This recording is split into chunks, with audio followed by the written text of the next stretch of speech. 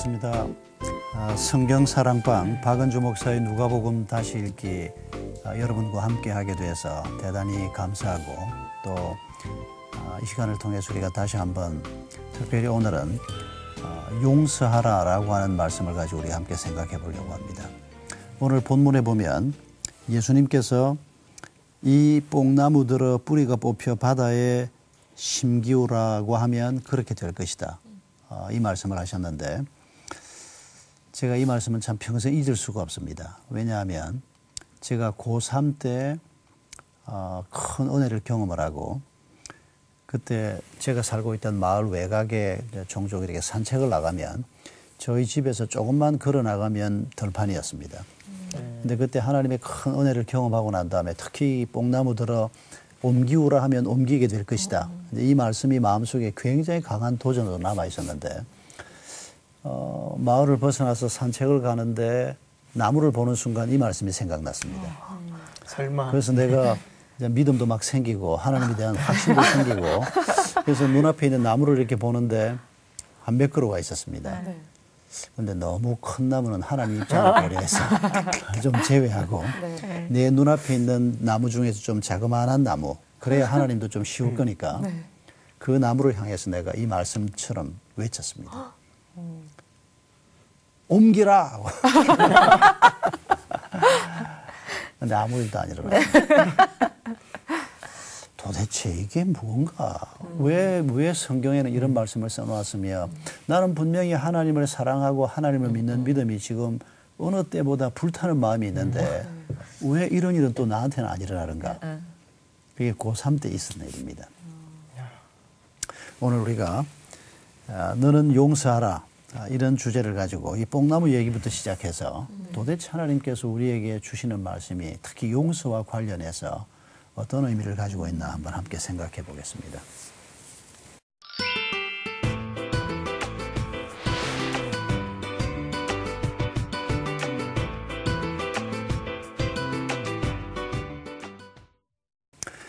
자, 이제 누가복음 17장 1절부터 10절까지 말씀 함께 교독하겠습니다. 제가 1절 읽고 한 절씩 돌아가면서 읽읍시다.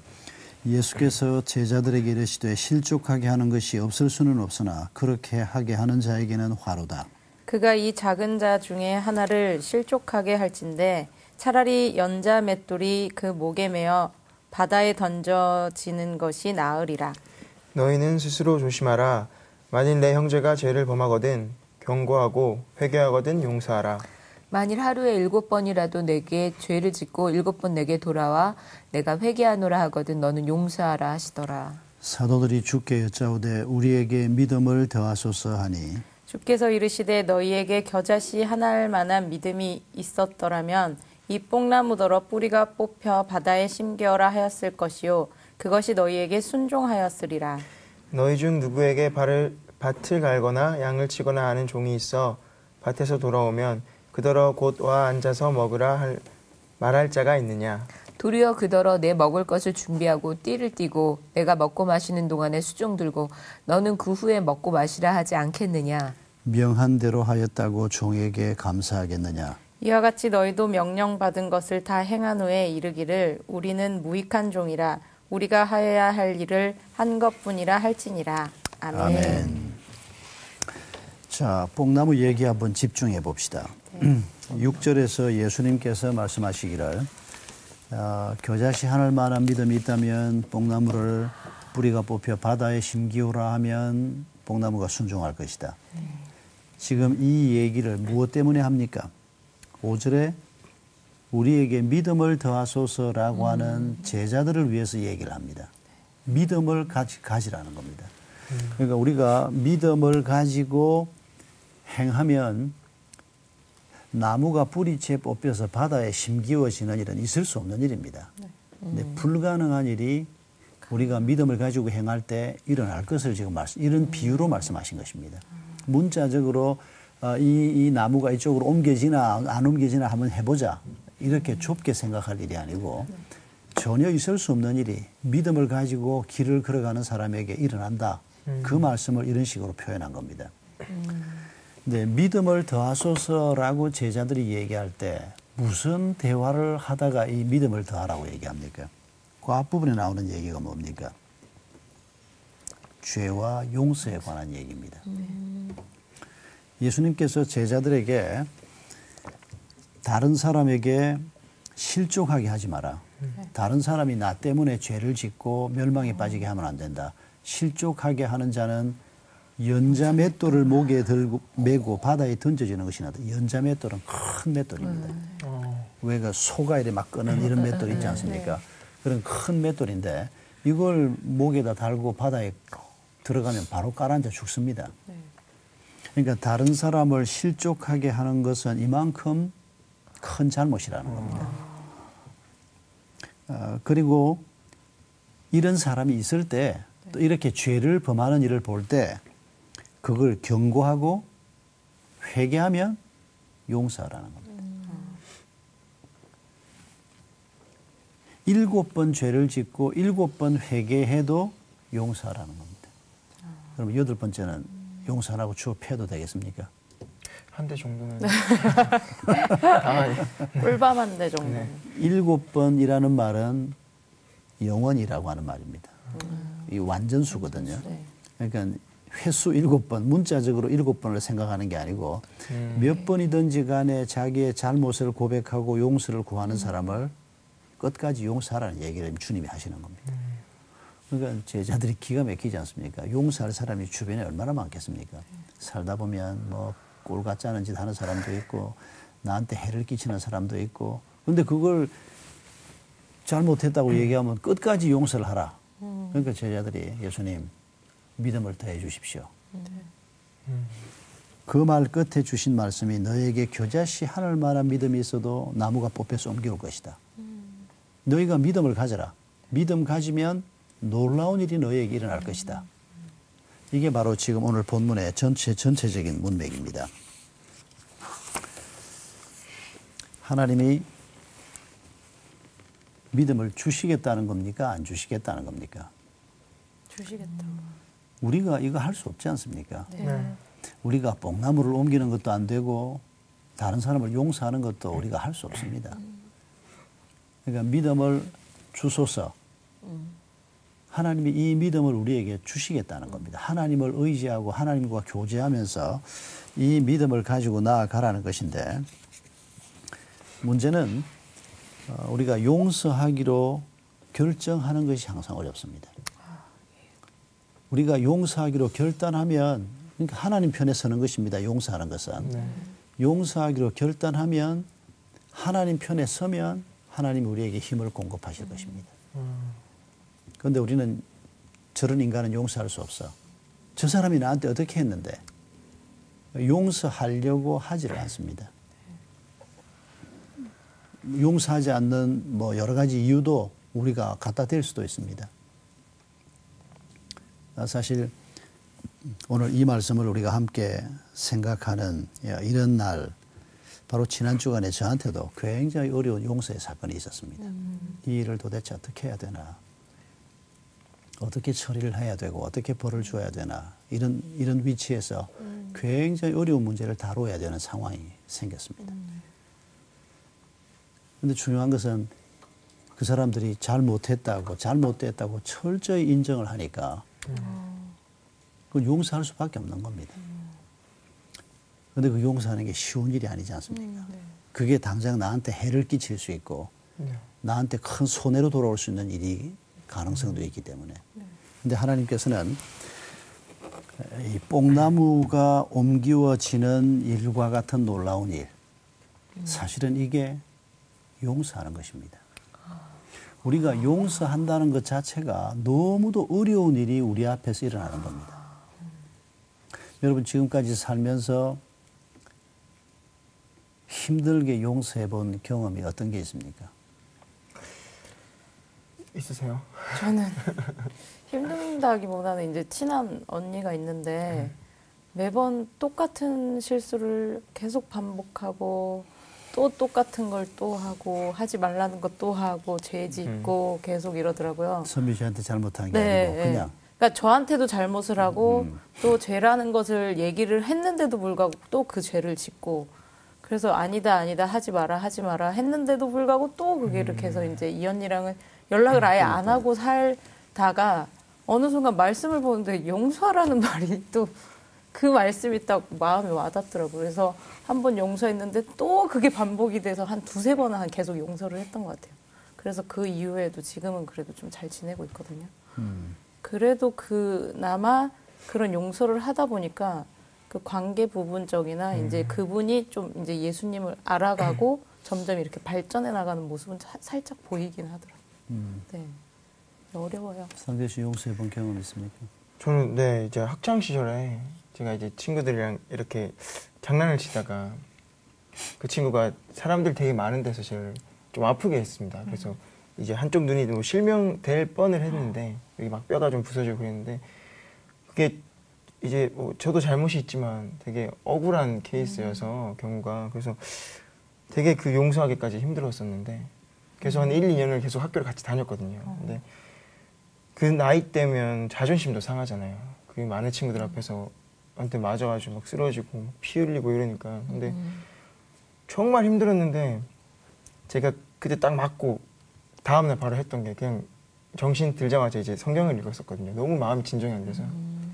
근데 뭐 조금 시간이 지나고 또 막 생각을 많이 하고 나서 용서를 했는데 그러고 나서 되니까 좀 편하더라고요. 그래서 지금 한 몇 년 지났는데도 계속 놀림거리로 아직 남아 있습니다. 근데 마음은 되게 편해서 지금 잘 지내고 있어요. 지금. 위원자매는 그런 경험 있습니까?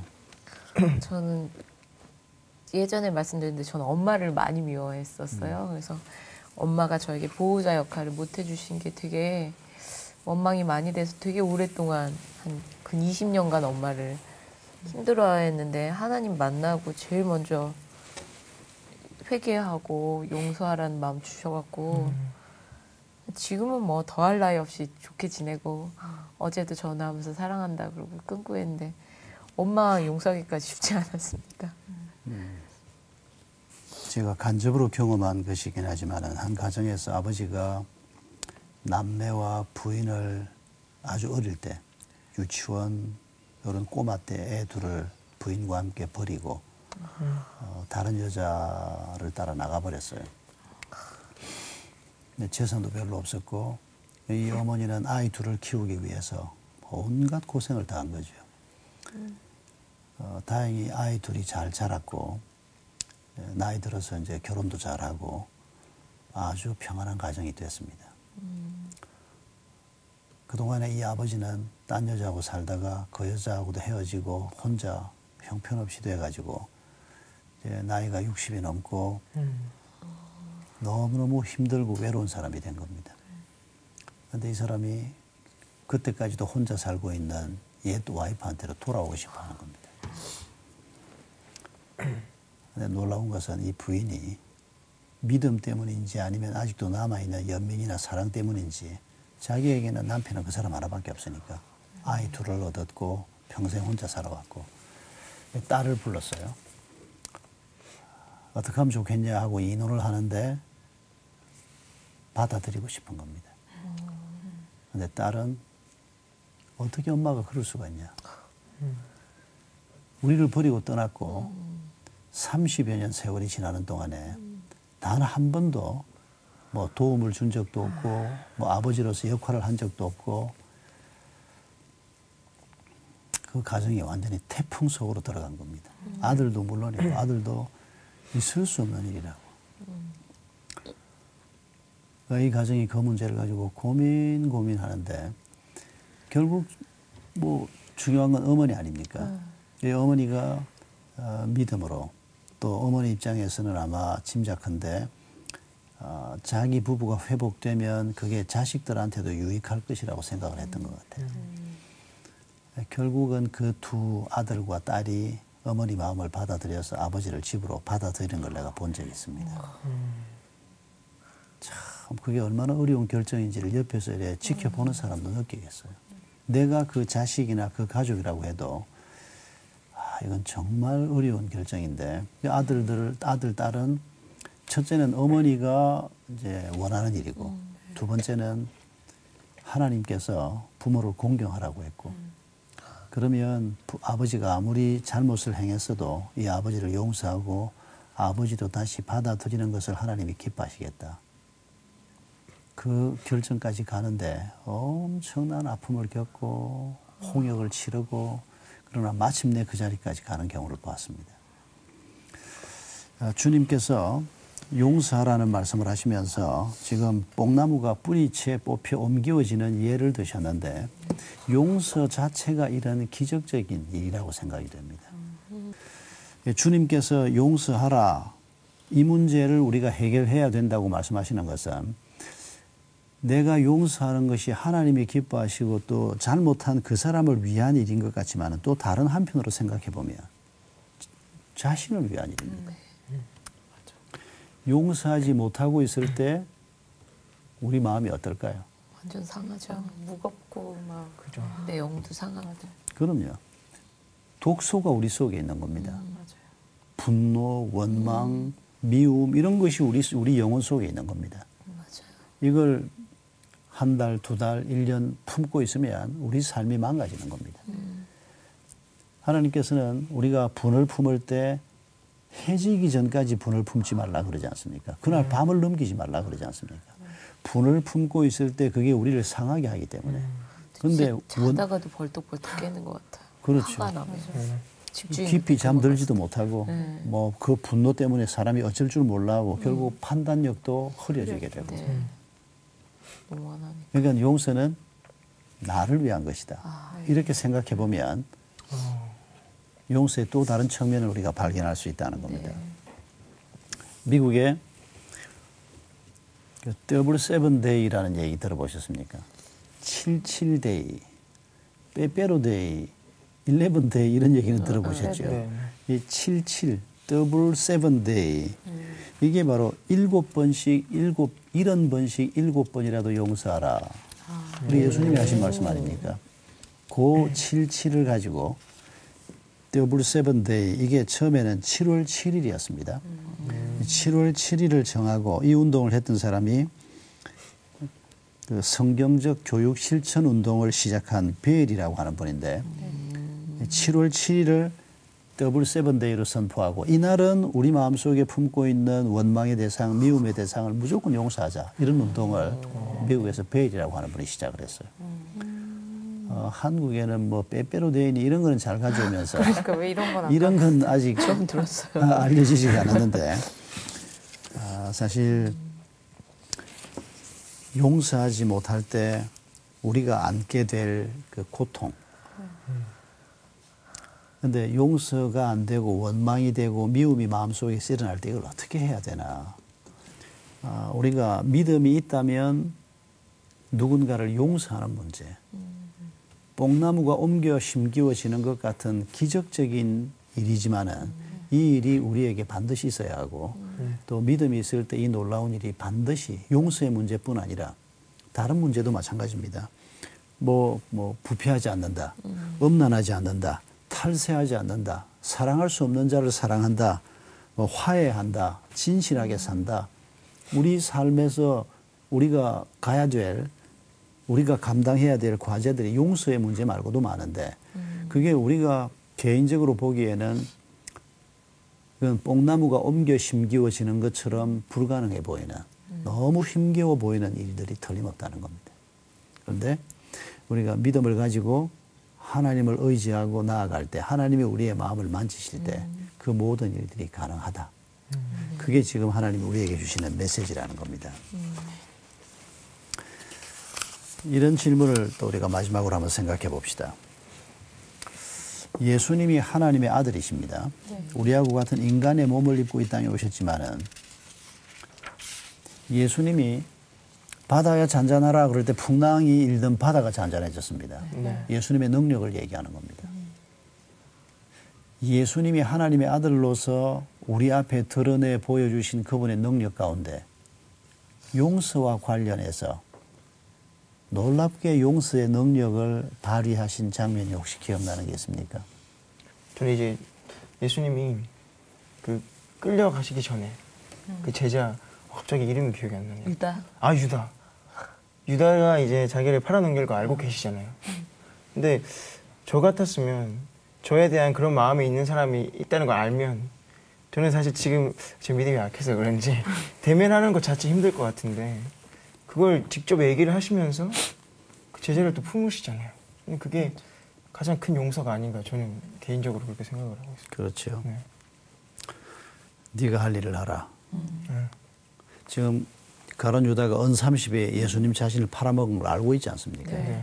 그리고 그 가룟 유다가 예수님이 목요일 저녁에 마지막 처음이자 마지막인 그 성찬식을 할 때 가룟 유다가 그 자리에 있지 않습니까? 그 자리에 있다가 빠져나가지 않습니까? 그리고 그날 밤에 사람들을 데리고 예수님이 기도하고 있는 겟세마네 동산으로 오지 않습니까? 사람들이 예수님 얼굴을 잘 몰랐거든요. 그때는 뭐 이 사진이 있는 것도 아니고 네. 그러니까 저 사람이다 하고 지목할 사람이 필요했거든요. 가룟 유다가 그 역할을 하기 위해서 체포조를 데리고 동산 안으로 온 겁니다. 베드로 잡아가도 안 되고 다른 사람 잡아가면 안 되니까. 그렇죠. 그런데 그때 예수님이 베드로하고 딱 대면하지 않습니까? 그 가룟 유다하고 딱 대면하지 않습니까? 네.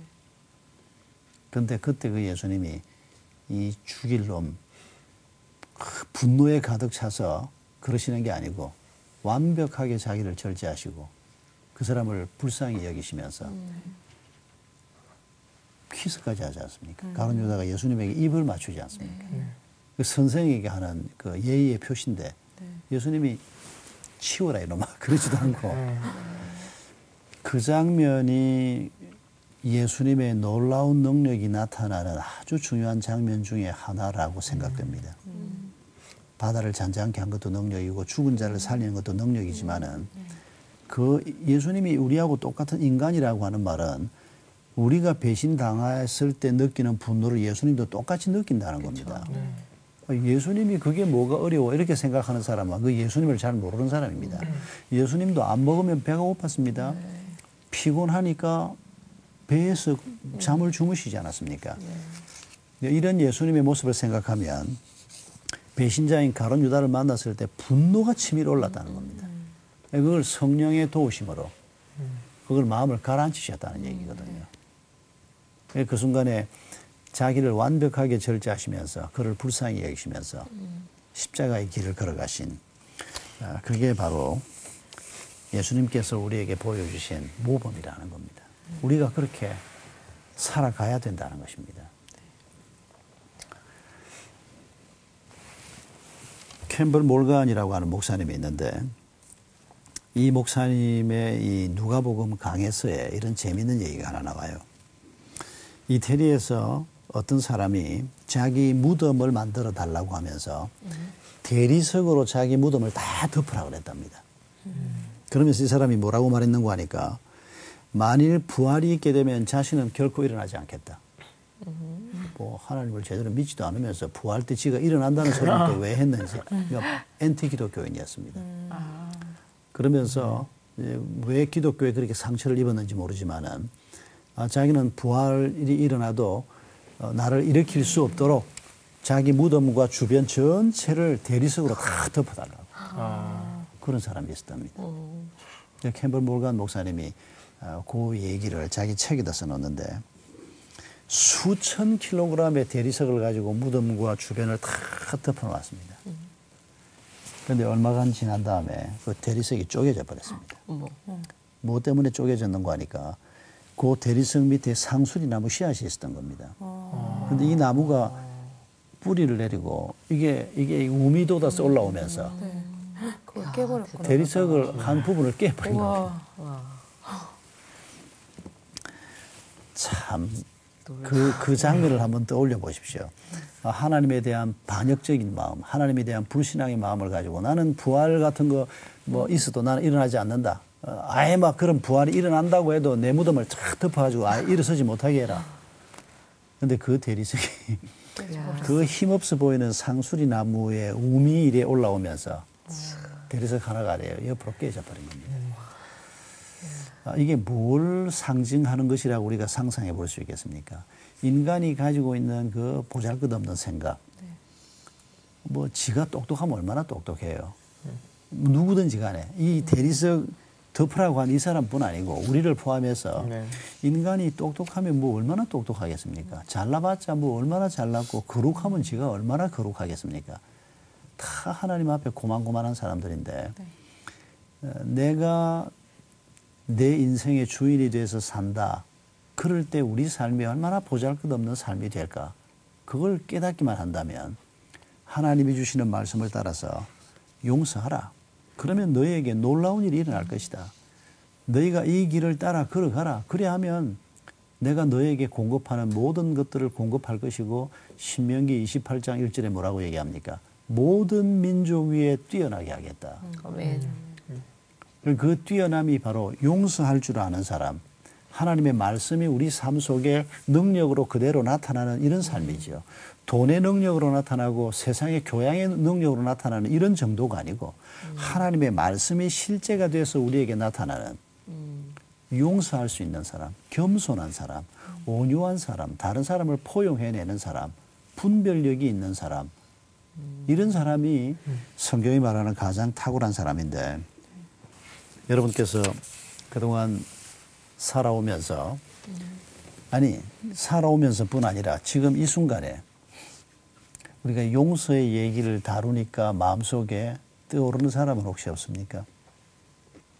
있는 것 같아요. 있는 것 같다는 거 보니까 별로 심하게 그런 사람은 아닌 모양인데. 네, 심한 건 아니지만 그래도 있네요. 있습니다. 용서할게요. 네. 묻기도 전에, 네. 예, 뭐 묻기 전에 하나님께서 이미 물으셨으니까 네. 용서할 수 있을 것 같아요. 네. 어떻게? 그러니까 제가 갖고 그러니까 요 근래에도 일어난 건데 제가 이제 갖고 있다 보니까 좀 분노가 계속 차오르더라고요. 그래서 계속 그거에 되뇌이다 보니까 아 이제 진짜 목사님 말씀처럼 용서를 하면은 이게 다 가라앉겠구나. 네, 그래서 이제 이번 기회에 용서하겠습니다. 용서하기 위해서 우리가 하나님 앞에 구해야 할 것이 오늘 제자들처럼 믿음을 더하소서. 우리 주님이 용서하신 것처럼 말입니다. 우리가 믿음을 가지고 용서할 수 있기 바랍니다. 아멘. 아멘. 우리 상재 씨는 생각나는 사람 없습니까? 누구라고 말씀드리기 뭐하고 가장 가까운 그 형제분이 있는데 제가 사실 최근을 조금 이 분노에 이렇게 휩싸여서 살았거든요. 좀 그런 힘든 마음으로 이 자리에 앉았는데도 그런 말씀하셔가지고 제가 제일 큰 도전을 받고 제가 참 많이 부끄러웠어요. 지금 공부하는 내내. 그래서 용서할 수 있을 것 같아요. 근데 매일 용서했다가 또 돌아서면 또 분노가 막 치밀어 오르는데 그럼요. 한번 용서하기로 결심한다고 끝이 나는 게 아니기 때문에. 근데 하나님도 잘 아시니까. 좀 믿음을 더해 주셔서 제가 용서할 수 있을 것 같습니다. 아멘. 용서할 수 있을 것 같습니다. 그러지 말고 하겠습니다. 하겠습니다. 우리가 결단하는 겁니다. 하나님의 네. 말씀 앞에서. 우리가 결단하면 그리고 믿음을 더해 주십시오. 네. 우리가 그럴 때 하나님께서 우리에게 믿음 주시고 우리 자신을 통제할 수 있도록 가론 유다 앞에서 예수님이 보이신 바로 그 모습. 우리 미연사면에 생각나는 사람 없습니까? 상황. 용서를 좀 구하고 싶은 사람이 생각나요. 여러. 제가 용서를 하는 게 아니라. 그래서 근데 그 용서를 구할 때도 믿음을 더해야지 이게 제 힘으로는 안 될 것 같아서 용서를 구하고 싶은 사람이 생각났습니다. 그래요. 용서하는 것도 용서받는 것도 사실은 같은 일이죠. 얼마든지 변명할 수 있고 뭐 내가 왜 쟤한테 용서를 받아야 돼 그렇게 생각할 수도 있는 사안일 수 있는데 그래요. 우리가 오늘 우리 예수님께서 뽕나무 얘기를 하신 것으로부터 우리가 말씀을 나누었는데 이 뽕나무들의 뿌리가 뽑혀 바다에 옮기우라 해도 그대로 이루어질 것이다. 우리가 믿음 가지고 이를 순종할 때 그게 뭔고 하니까 용서하는 것이라는 겁니다. 용서가 참 어려운 일이지만은 그러나 우리가 믿음을 가지고 행할 때 이런 놀라운 기적 같은 일이 일어난다. 뭐 용서뿐이겠습니까? 용서 아닌 지금 현재 우리에게 문제가 되고 있는 또 다른 문제, 뭐 돈에 대한 욕심이든지, 뭐 음란이든지, 뭐 세상 어떤 뭐 영화에 대한 욕심이든지 무엇이든지 간에 우리가 안고 있는 모든 과제에 대해서 뽕나무가 옮겨지는 것 같은 놀라운 일이 하나님의 백성들에게 약속되어 있다는 것입니다. 우리가 오늘 그걸 다시 한번 바라보면서 어떤 문제든지 간에 또 앞으로 우리가 어떤 새로운 문제를 만나더라도 하나님의 자녀로서 이 길을 걸어갈 때 하나님이 말씀하신 그 일이 내 삶 속에 일어날 수 있다.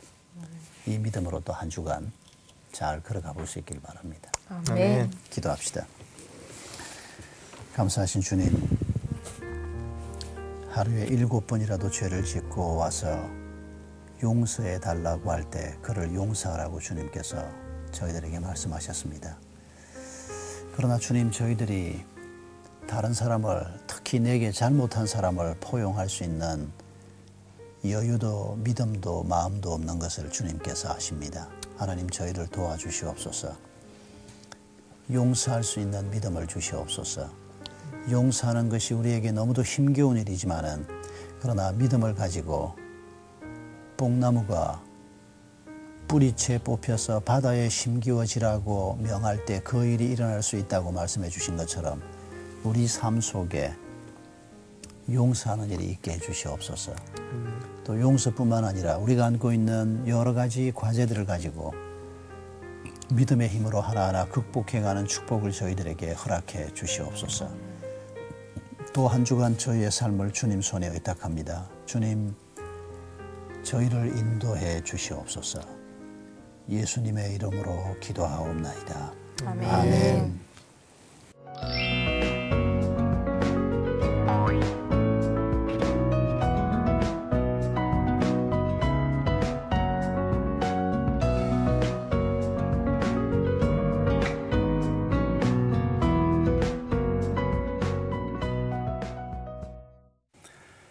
여러분, 오늘도 함께 해주셔서 대단히 감사합니다. 너는 용서하라. 우리가 믿음을 가지고 하나님의 말씀에 순종할 때 뽕나무를 뿌리채 뽑혀 바다에 심기우라 해도 그 일이 일어날 것이라고 말씀하셨던 이 하나님의 말씀을 의지하고 또 우리에게 믿음을 공급하시는 주님을 바라보면서 이번 한 주간도 용서하며 사랑하며 또 여러 가지 우리에게 필요한 놀라운 그리스도인의 덕목들이 이번 한 주간에도 넘치도록 일어나는 축복이 있기를 바라면서 여러분 한 주간 평안하시기 바랍니다. 다음 주간에도 여러분을 뵙겠습니다. 수고하셨습니다. 수고하셨습니다. 성경 사랑방 홈페이지에 궁금하신 점이나 시청 소감을 남겨주신 분들에게는 추첨을 통해 선물을 드립니다.